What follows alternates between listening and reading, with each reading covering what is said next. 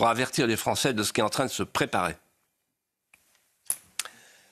Alors d'abord, je réponds à votre question, le gouvernement par le chaos.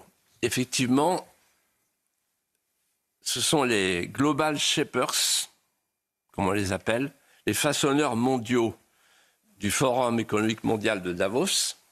C'est là que tout se prépare, le capitalisme de surveillance, on appelle ça. Ce sont les global shapers qui ont imaginé ce qu'ils ont appelé le nouveau management des populations. Oh, le joli mot. Le nouveau management des populations. Et ils détaillent la manière de procéder à partir du fameux spillover effect, cher à Jean Monnet, le premier ingénieur social de son temps, après la guerre. Le spillover effect, ça veut dire ouvrir une crise et ensuite profiter de la crise pour augmenter le pouvoir de celui qui l'a. Avec un but qui n'est plus le bien commun, mais le contrôle. Et donc, si vous voulez, je peux énumérer, là, je viens de le faire avec la guerre en Ukraine. Au nom de la guerre en Ukraine, on contrôle par la peur. Au nom du réchauffement climatique, on contrôle par la norme.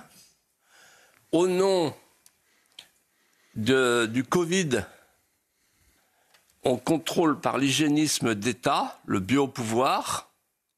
On finit par avoir le pouvoir sur la vie et sur la mort.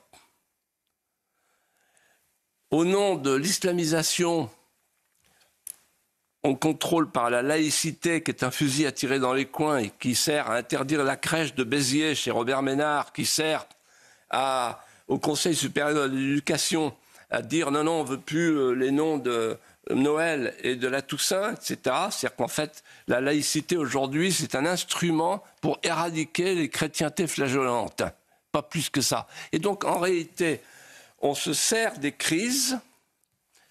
Par exemple, vous voyez, après le Bataclan, etc., donc les portiques, la surveillance de masse, etc.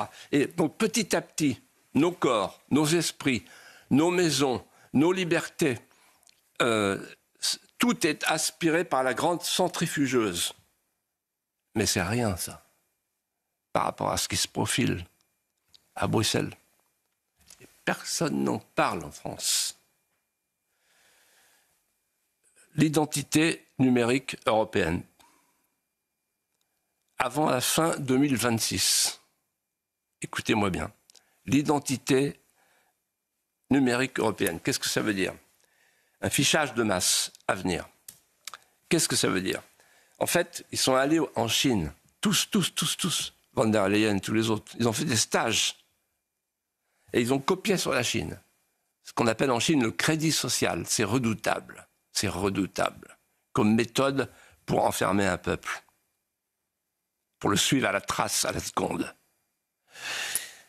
Et donc l'identité numérique européenne, c'est un système qui permet de vous transformer en un profil algorithmique.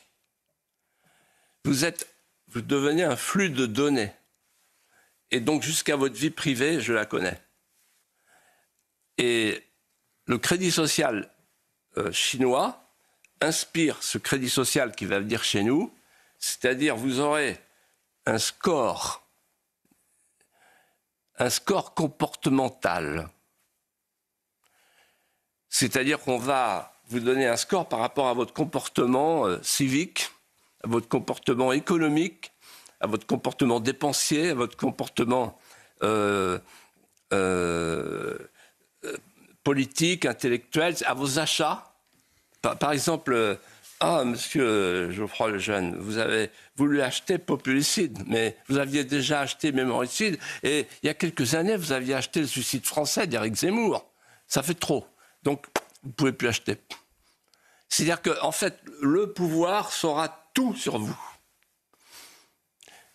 au niveau européen. Et donc, c'est un système de crédit social qui, par le fichage algorithmique, permettra le contrôle absolu de la population. Voilà l'Europe. Ah, l'Europe. Je me souviens des cabris. L'Europe, l'Europe, l'Europe, comme disait De Gaulle. Ben, ils l'ont, l'Europe.